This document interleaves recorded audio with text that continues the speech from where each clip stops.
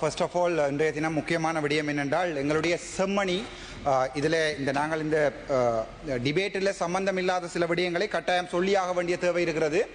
செம்மணி புதைகுழி தொடர்பாக ஆங்கிலத்திலையும் சிங்களத்திலையும் சொல்ல வேண்டிய தேவை எனக்கு இருக்கிறது. அண்மைய தினங்களில் வோக்கட்டர்க் அவர்கள் ஐநாவினுடைய வோக்கட்டர்க் அதாவது ஹிஸ் எக்ஸலன்சி வோக்கட்டர்க் அவர்கள் பாராளுமன்றத்தில் வந்தபோது எங்களுடைய பிமல் ரத்நாயக் அவர்கள் அந்த மீட்டிங்கில் என்னை கதைக்க விடாமல் தடுத்த நாட்களில் இருந்து செம்மணிக்கு வோக்கட்டர்க் அவர்களை கூட்டி வந்தபோது ஐயா அங்கே கூட எங்களுடைய மக்களை அங்கே சந்திக்க விடாமல் அவர்கள் திட்டமிட்ட ஒரு பெரிய ஒரு திட்டமிட்ட ஒரு நிகழ்ச்சி ஒன்றை செய்தார்கள். ஆனால் அதை தாண்டி மக்கள் அவர்களை சந்தித்திருக்கிறார்கள். முக்கியமாக ஒன்றை சொல்ல வேண்டும் என்னென்றால் மம்மிக்க சிங்களிக்கியா එතන සෙම්මණි කියලා මේ මර්ඩර් කරපු දැනට බිම රට කරලා Honorable member, can we stick to the topic of the debate, please?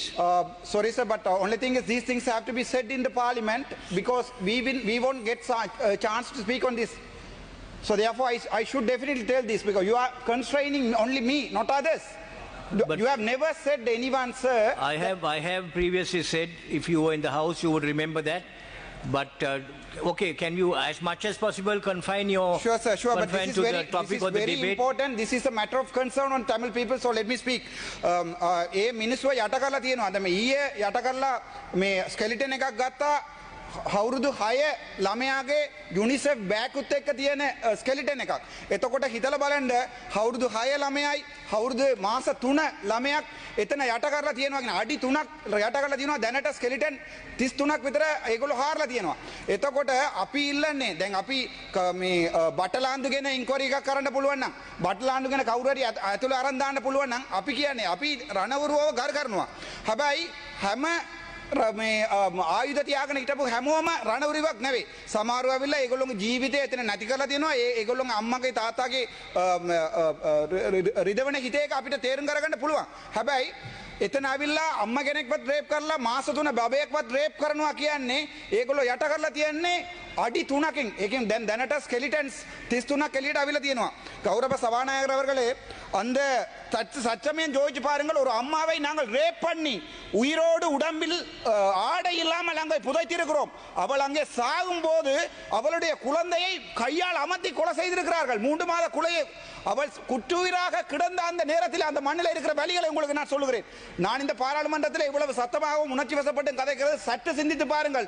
ஒருவை உங்களுக்கு கிருஷாந்தி படுகொலை தெரியும். ஒருத்தியை 4 மணியிலிருந்து இரவு 11 மணி வரைக்கும் ரேப் பண்ணி அவளுடைய குழந்தையை கையால் அமைத்து கொலை செய்து அதன் பிறகு அவள் குற்றுயிராக கிடக்கும் போது 3 அடி பள்ளத்திலே போட்டு அவளுடைய உயிர் அப்போது இருக்கிறது. குழந்தையை கொண்டு நெஞ்சில் போடும் போது அந்த எலும்பு கூடு அந்த குழந்தையை கட்டி அணைத்தவாறு தான் அந்த இடத்துல இருக்கிறது. அந்த வலியை தான் நாங்கள் வெளியே சொல்ல ஆசைப்படுகிறோம். ஆனால் திட்டமிட்ட ரீதியிலே எங்களுடைய அரசாங்கம் அன்றைக்கு என்னை எங்களுடைய பிமல் ரத்நாயக்க சொல்லுகிறார், அவருடைய எதிர்க்கட்சியில் இருக்கின்ற எங்களுடைய தமிழரசு கட்சி ஸ்ரீதரன் மட்டும்தான் கதைக்கலாம், வேற யாரும் கதைக்க முடியாது என்று சொல்லுகிறார். அப்போது நான் சொல்லுகிறேன், பாராளுமன்றத்திலே என்னுடைய குரலை நிறுத்தியிருக்கிறீர்கள், 2 நிமிடம் வோக்கட்டர்களிடம் நான் கதைக்கலாம் என்று கேட்டபோது அவர் கதைக்க முடியாது சொல்லி இருக்கிறார். ஆனால் நான் கதைத்திருக்கிறேன். அதன் பிறகு செம்மணிக்கு கூட்டி சென்ற போது செம்மணியிலே அங்கிருந்து அவரை வெளியேற்றுவதற்காக வாகனம் தயார் செய்யப்பட்டிருக்கிறது. நான் போய் கதைத்து ஐயா 15000 மக்கள் அங்கே அழுகிறார்கள் வந்து பாருங்கள் என்று சொன்ன போதுதான் அங்கே அவர்களை கூட்டி வந்து காட்டக்கூடிய நிலைமை எங்களுக்கு இருந்தது. என்ன கவலை என்றால் எங்களுடைய அமைச்சர் சந்திரசேகர் அன்றைக்கு செருப்பு இல்லாமல் ஓடினார். அவருடைய செருப்பு என்னுடைய காரில் இப்பவும் இருக்கிறது, சப்பாது வந்து எடுத்துக்கொள்ளலாம்.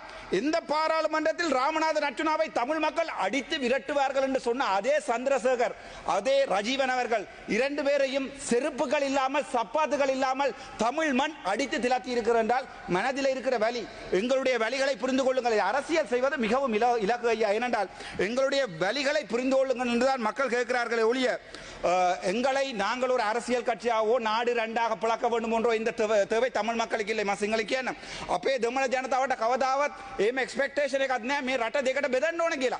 අපි ඉල්ලන්නේ අපේ දැන් රණවිරුව කියලා 99ක් 98ක් කියනකොට පර්සන්ටේජ් දෙකක් අවිල්ලා එතනින් රේප් කරලා තියෙනවා නම් එතනින් මිනි මරලා තියෙනවා නම් ඒ කට්ටිය විතරයි අපි නඩුවට ගේන්න ඕනේ කියලා ඉල්ලන්නේ. අපි කියන්නේ හැම දැන් නාමල් රාජපක්ෂ මගේ යාළුවා කියලා කියපු එකට ඒගොල්ලෝ කියනවා නාමල් රාජපක්ෂ මගේ යාළුවා කියලා. ඔව් එයා මගේ පොලිටිකල් යාළුවා.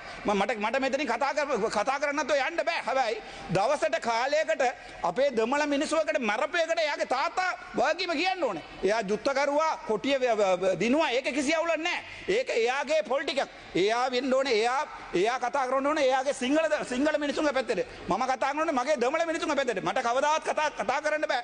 දෙමළ මිනිස්සු මට හා කියන්න ඕනේ ආදරය කරන්න ඕනේ කියලා කතා කරන්න බෑ. සිංහල මිනිස්සු ආදරය කියන්න ඕනේ කියලා කතා කරන්න බෑ. මට කතා කරන්න පුළුවන් ඇද්ද සිද්ධිය මොකද්ද උනේ කියලා. එතකොට එතන ස්කෙලිටන් 33ක් තියෙනවා කියන හිතලා බලන්න මේ මගෙන් ඉස්සරහා ඇමති කෙනෙක් කියනවා මේ කවුද හර්ෂණ නාණයකාර ඇමති කෙනෙක් කියනවා ඒවා හියසේ. එයා කියන්නේ ඒවා මිනිස්සු කතා කරපු දේවල්. හිතලා බලන්නකෝ කොහේ හරි දැනට මිනිසුන්ගේ බොඩි එකක් 33ක් එක දැනට වල කරන්න පුළුවන් කියන්නේ ඒවා හියසේ එකක් නෙවෙයි. ඒවා ඇද්ද සිද්ධ ඒවා. අපි සාක්ෂි මගේ තාතාත් මේක නැති වෙලා තියෙනවා. මගේ තාතාවත් එක කරගෙන ගිහලා නැති කරලා තියෙනවා. එතකොට ඒක අපිට අනිවාර්යෙන් කියන්න කැමැති. තව එකක් කියන්න කැමැති. ඔර 323 කන්ටේනර් ගැන කතා කරා. මම මේක පැහැදිලිම කියන්නම් මේක මට නඩුවක් දාලා දෙනවා මාව අයින් කරන්න කියලා. Honorable Ramanathan, you have 2 more minutes. Thank you sir. මාව අයින් කරන්න කියලා නඩුවක් දාලා තියෙනවා. ඒක මම මේ හුසායි බලා ගන්න හැබැයි මට බයයි. දැන් මට තියෙන තොරතුරු ටික මං ගාව ඒ 323 කන්ටේනර් එක ඇතුළේ මොනවද තිබ්බේ කියලා මට ලිස්ට් එකක් දෙන්න පුළුවන්. ඒ කොහාටද මොන රටින්ද මොන රටෙන් ගෙනාවේ කියලා මට ජර්මනි වලින් ඒගොල්ලෝ ඇවලා තියෙනවා. මම ඒක මගේ අහෙන් දැකලා තියෙනවා. හැබැයි ඒ ලිස්ට් එක දීලා මාව එම්බි ගමන් නැති කරලා හෙට ගිහලා මේ කුඩු කේස් එකට ඇතුළේ දාන්න නැහැ කියලා මට ඒගොල්ලෝට ඔප්පු කරන්න කියන්න මේ ගරු සභාපතිතුමා මං ඩිපියුටි ස්පීකර් මං ඒ අත්ත ටික මේ පාර්ලිමේන්තුවට ටේබල් කරන්න. ඒ ඇතුළේ තිබ්බ ඔක්කොම ටික මම පාර්ලිමේන්තුවට ටේබල් කරන්න මගේ ජීවිතය නැත්තම් මම වෙන රටට බැනලා ගිහලා ඒ ටික එළියට දාන්න ඕනේ. මම බය නැතුව කියන්නේ ඒ 323 ඇතුලේ මොනවද තිබ්බේ කියලා මට කියන්න පුළුවන්. අපේ රත්තරන් බඩු කොහෙන්ද ආවේ? අවුරුදු 15ක් එළියට ගෙන ආපු රත්තරන් බඩු එකපාරටම එළියට ආවිල්ලා මීඩියා වලට ආවේ කොහෙන්ද? ඒවා බෑග් වල තිබ්බේ කොහෙන්ද? ඒවා අපේ රටෙන් නම් නෙවෙයි. ඒවා ගෙන්නලා තියෙන වෙන දැන් වල මට ඒ සම්පූර්ණ ඩීටේල් එක කියන්න පුළුවන්. හැබැයි මට බයයි. මට බය නැහැ මරන්න බය නැහැ. හැබැයි මේගොල්ලෝ මාව නිකම් ඕන් නැති නඩුවට දාලා අදිනවා. දැන් පොලිසියේ පවර් එක මේගොල්ලෝ තියෙනවා. දැන් ආපහු ගිහලා ජස්ටිස් සයිඩ් එකේ ඒගොල්ලෝ අත දානවා.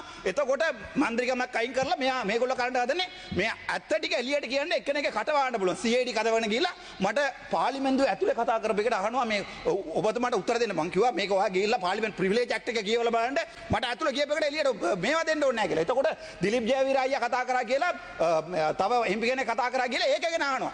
ඒක මේ ස්පීකර්ට ලියුමක් දුන්නා නම් මගේ පාර්ලිමේන්තු ප්‍රිවිලේජ් ඇක්ට් එක Honorable Ramanathan, your time is up. Sure, sir, I will finish. පාර්ලිමේන්තු ඇක්ට් එක තියෙනවා මගේ රයිට් එක බ්‍රීච් කරා කියලා පාර්ලිමේන්තු ස්පීකර් මට ලියුමක් දෙනවා. ඒක කොහෙවත් ලියවිලා නැහැ 323 කන්ටේනර් ගැන අතුල කතා කරා කියලා. එතකොට මට දුකයි තවත් කියන්න බැරි වෙනවා. මේ අපේ ගාව තියෙන තොරතුරු. ඒවා කිව්වොත් ඔයගොල්ලෝ 159 මාව නිකන් ඉන්න දෙන්නේ නැහැ. ඒ නිසා මට ඒක කියන්න බැරි වෙලා මගේ කට වහලා තියෙන කියලා මම වාඩි වෙනවා. thank you.